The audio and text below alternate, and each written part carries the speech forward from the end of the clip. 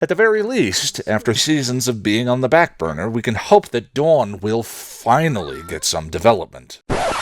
Well, I thought it was a good bit, and I was going to carry it forward into this episode and be all like, Dawn has very Joyce-like presence so far in the series, mostly acting as a tool of the plot, rather than having any character herself. Remember the time Buffy was trying to stop the werewolf, but Dawn was all like, "You're a girl." But then I looked at how many episodes I would have to be sticking with the bit, and I got really sleepy. Plus here one of the Crazy Patrol says explicitly in this episode, "You don't belong here." So yeah, okay fine. Let's just talk about Dawn and this severely underrated episode. As much as I love this one, I'm still not going to spoil the rest of the season, so get ready for a lot of me saying we'll get to that later on.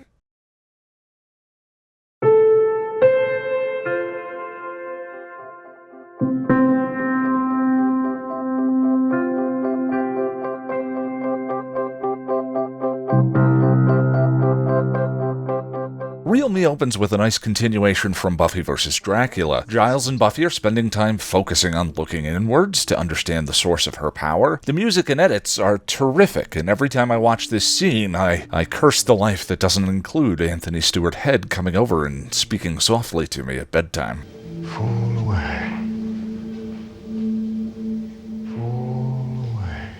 It's all very Empire Strikes Back, including the use of actual rocks. And just like a vision of doom interrupted Luke's moment of inner tranquility, Can we go now? Dawn sets up the premise of the episode, but it's important to remember that with rare exceptions, most of the episodes relate to Buffy directly. Every moment counts more than you think. Nobody knows who I am. Not the real me. Also, she said the title of the episode, so mark your bingo cards. Dawn lays out the trials and tribulations of being the younger sister of the Slayer. Holy Hecate, do I love this single shot of the morning breakfast square dance at the Summers residence. What a cute and grounded little moment. Buffy spaced plans with Riley. We're not hanging today, are we? Giles is on his way to pick me up. Are you mad at me? Oh, not at all. My feelings about Riley's character so often bump up against how sweet and charming Marc Blucas' performance of him is, but we'll get into that a little bit later. Giles has apparently not fully put his midlife crisis to rest. Remember, Spike crashed the Giles Hoopty-mobile in A New Man, and Giles has chosen to replace it with a cute little red number. Giles, are you breaking up with your car? Well, it did seduce me. All red and sporty. I am so happy that we're in Season 5. Speaking of, the gang minus Xander plus Dawn find their way to the local magic shop, whose latest in a long line of owners has named the Magic Box, and was just murdered. Buffy pushes Dawn out to the street, and while the team investigates what happened, I know you. Dawn keeps the exchange to herself, or she forgot it, or something. It's a bit odd, but Tara comes out and offers some comfort over the dead man. Do you want to thumb wrestle? Okay. Boy, do I love their relationship. Tara is probably the older sister Dawn always wanted, and this moment emphasizes that they both feel like outsiders to the Scooby Gang. Willow discovers that an item of great value is missing from one of the cases, a ceramic unicorn? And what kind of an unholy creature fancies cheap, tasteless statuary? Okay, I love this episode. Buffy and Joyce argue over whether Buffy can go patrol with Riley, and Buffy throws out a possible babysitter for Dawn. Xander. Okay. Dawn is nursing a hardcore crush on the Zandman. Tara expresses the solidarity she feels with Dawn to Willow. It's just hard. That outsider feeling? Out on patrol, Buffy is venting to Riley about Dawn, and Riley very admirably comes to her defense. You're on Dawn's case a lot. Is it weird that Riley's defense of Dawn actually makes me like him more? Harmony goes to call out Buffy for, battle and stuff, and Dawn accidentally invites her in. When Xander tries to relate the story to Buffy the next day, she gets distracted by the wrong detail. The Harmony has minions. She's less amused when she finds out about the invitation. Buffy rages about Dawn to Xander and Riley, and a tiny lightning storm of a moment occurs. People slip, Buffy. Your mom did. She invited in Dracula. In for coffee.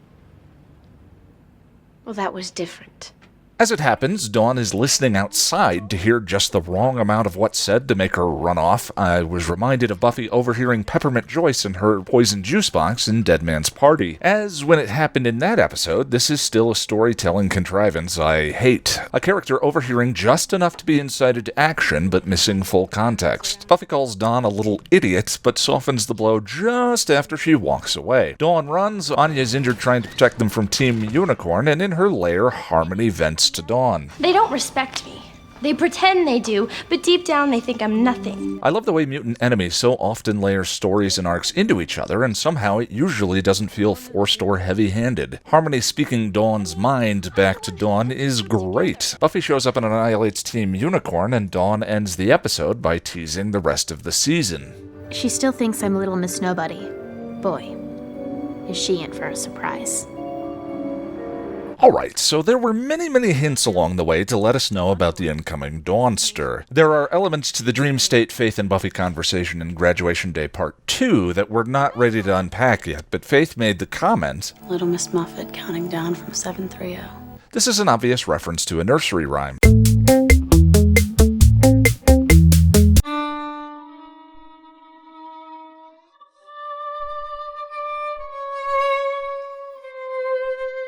Little Miss Muffet sat on a tuffet, eating her curds and whey.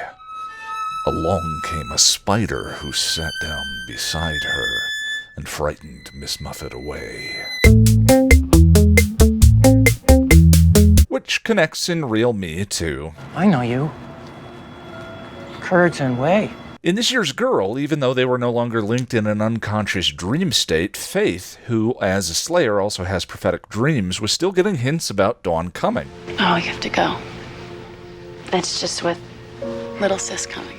Restless is packed with hints about Buffy's incoming sister. Be back before dawn. For a full rundown, you can watch my episode guide about it. There's a non-spoiler version if you haven't finished the series yet, and just listen for every time I say the word Dawn. There's a reason mutant enemies spent so much time building up the Dawnster's arrival, and it isn't simply for the sake of plot. Everything threads through Buffy herself, and while I can't spoil anything just yet, Buffy gives a very important clue as to what Dawn's thematic role is. She doesn't get the sacrifices. She's a kid. And that's what bugs.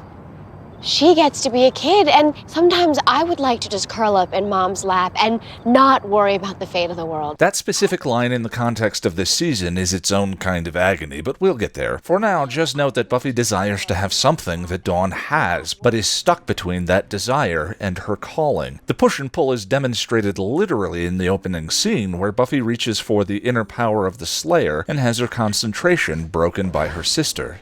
I love Real Me, and not in a I can see why some people don't candy episode kind of way. This episode is charming, hilarious, and deeply foreshadows the coming events of one of the show's best seasons. And yet, I've anecdotally found fan response to this one somewhat mixed. Its rating is currently sitting at 6.4 on IMDb. If you're new to the show, and the fandom in general, understand I can't fully elaborate yet, but Dawn is a bit of a polarizing character. So, this would probably be a good time for me to I'm just going to come out and say it. Hi, my name is Ian, and I like Dawn.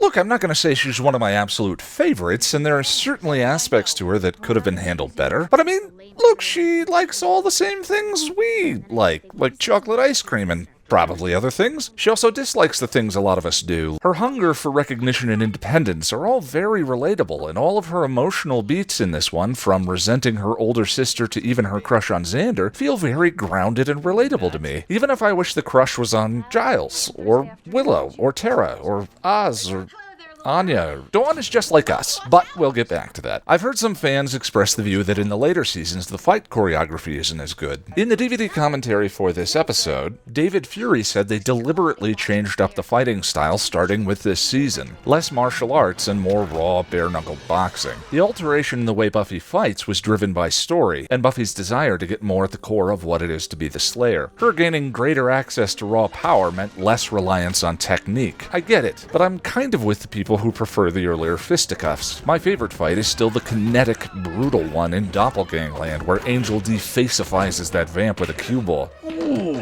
A few other things of note here. Tucker's brother appears to have spent a brief stint as a vampire. Sorry, forgot your name. I'm headcanoning that one as a glitch in the Matrix brought on by the monks. What, I'm not spoiling? I was talking about the monks from I, Robot, You, Jane. What were you talking about? Or maybe this is Tucker's brother's brother, Chuck...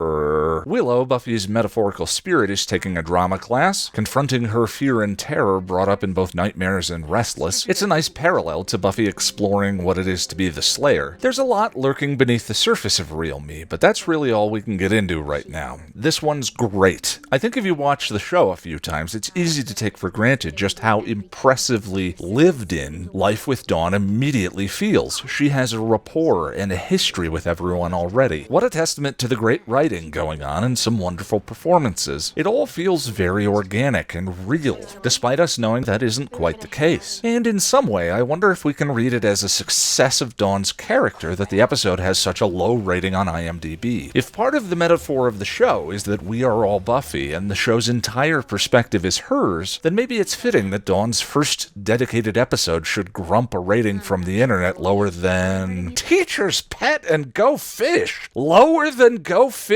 Really, internet? Really? That is wrong. A big fat spanking wrong. It's a slap in the face to every one of us who studied hard and worked long hours to earn our Ds.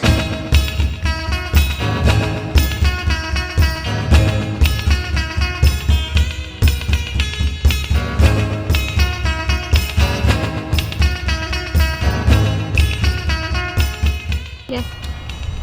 Hi, my name is Ian, and I like Dawn.